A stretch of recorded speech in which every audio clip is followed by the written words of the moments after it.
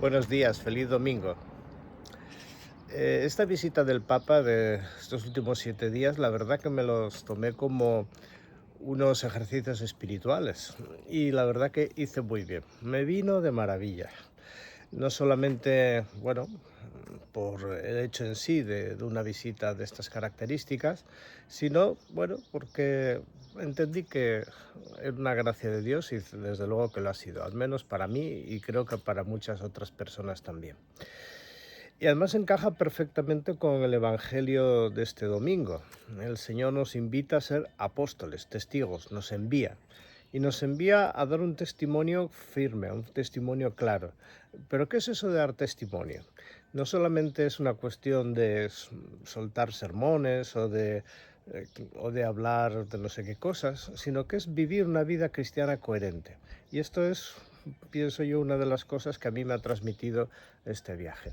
Eh, yo he visto, me ha encantado ver la eclesialidad, descubrir que no es verdad que la gente no tenga sed de Dios, que no es verdad que no se pueda pronunciar la palabra de Dios, que no es verdad que no tengamos que hablar claro los cristianos sobre el mensaje de la fe, pero hay que hacerlo de una forma honesta, sin acritudes, pero de una forma clara y también sin poner paños calientes. Lo que es y lo que no es, no es. Yo creo que la predicación del Papa León ha sido verdaderamente una predicación apostólica, pero también una invitación a que nosotros asumamos nuestra responsabilidad como bautizados. ¿Y eso qué significa? Bueno, pues significa que nos toca a nosotros anunciar el reino de Dios. No tiene que venir el Papa tiene su misión. Tú y yo, y me miro a mí mismo, tenemos que tener una palabra clara. Tenemos que vivir un cristianismo auténtico y verdadero.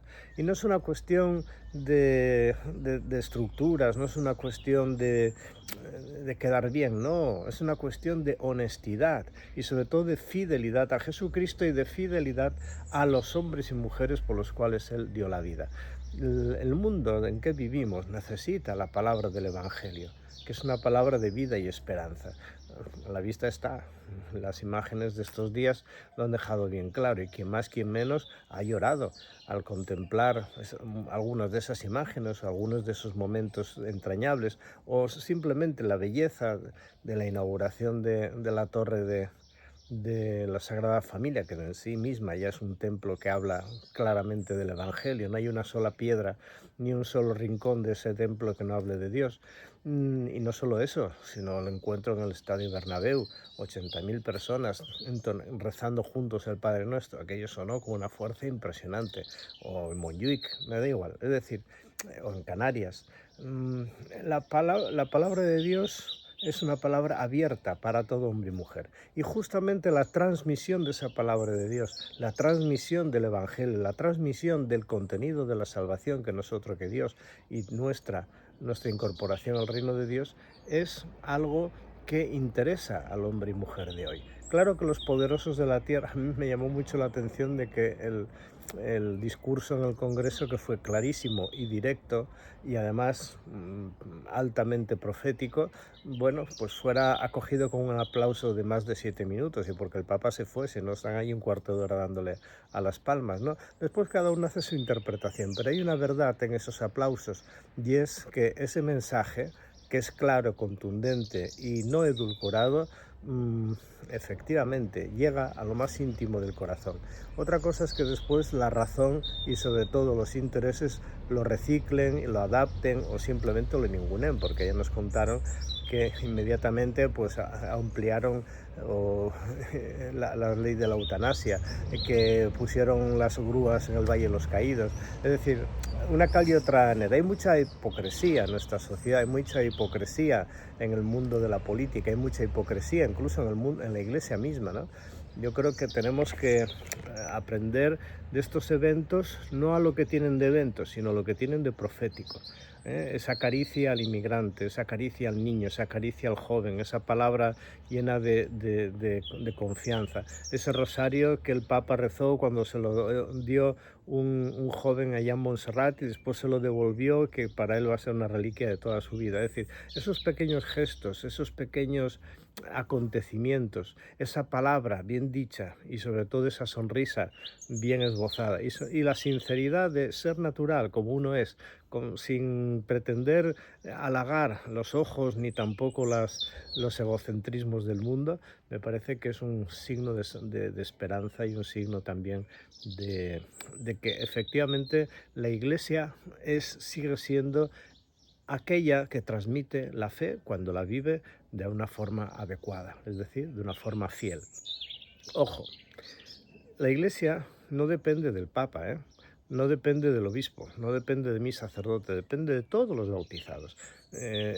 Cuando nos demos cuenta de que es nuestro bautismo el que nos coloca en el corazón de Jesucristo, cuando nos demos cuenta de que nuestro bautismo nos coloca como semilla en medio de un mundo que Dios salvó con la muerte y resurrección de Jesucristo, y un mundo que está llamado a ser anticipo del reino de Dios, aunque el reino de Dios ya sabemos que será en la plenitud de los tiempos, cuando todo alcance su plenitud.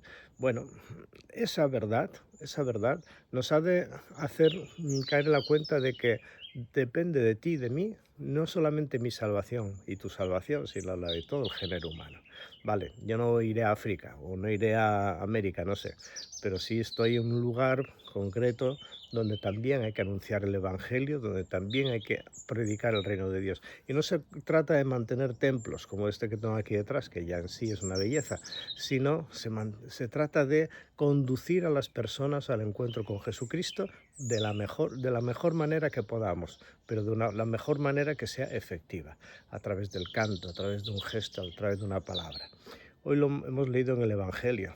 Es Dios quien nos ha diseñado para atraernos hacia Él. Estamos hechos para llegar hasta Dios.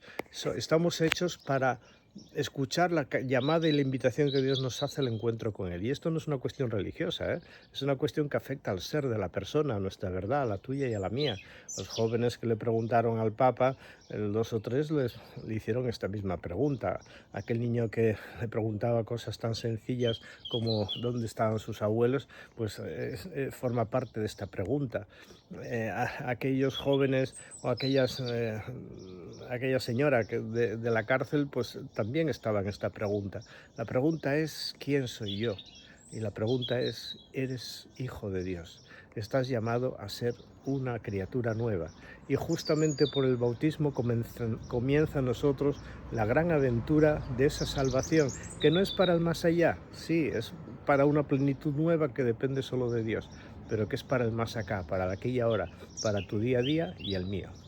Aprender a orar, aprender a mirar al Señor cara a cara, dedicarle 10-15 minutos al día para darle gracias, orar con confianza, llevar a los que tenemos a nuestro lado no una esperanza vana, no un rollo patatero como el que yo suelto todos los domingos, sino una presencia viva del Señor, que a través de ti y de mí el Señor se haga presente en la historia de esas personas.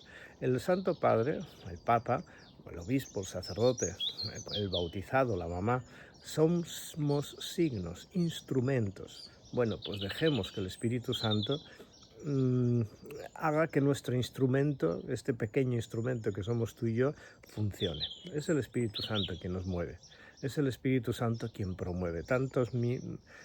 Yo qué sé, la misa de Cibeles el otro día dejó bien claro que el pueblo de Dios responde cuando se le convoca a una cosa verdaderamente evangélica y evangelizadora.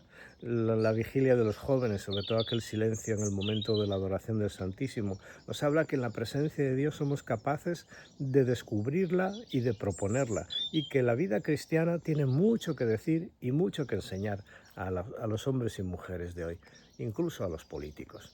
Claro, todo el mensaje del Papa León ha ido a los bautizados. Me ha llamado mucho esto la atención. Siempre se ha dirigido a los bautizados, a la Iglesia, siempre. Porque es ahí donde empieza la conversión. Es ahí donde tiene que empezar el cambio, en nuestra iglesia, en nuestra realidad eclesial. Y no se trata de si el cura es malo o bueno, se trata de si tú y yo, como bautizados, somos fieles a lo que el Señor nos ha pedido, somos fieles al Evangelio. Y entonces, cuando seamos lo que tenemos que ser, es decir, fieles al Evangelio, fieles discípulos de Jesús, todo lo demás irá solo. Y seremos signo e instrumento de salvación en medio de persecuciones, en medio de mediocridades, porque somos débiles, en medio incluso de situaciones contradictorias. Pero incluso en esa situación contradictoria, el Señor sabrá sacar lo mejor de nosotros mismos para seguir proponiendo al hombre y a la mujer de cualquier tiempo y lugar la salvación que solo viene de Jesucristo. Dices que tu comunidad cristiana sois 4 gatos, dices que tu celebración eucarística es un aburrimiento.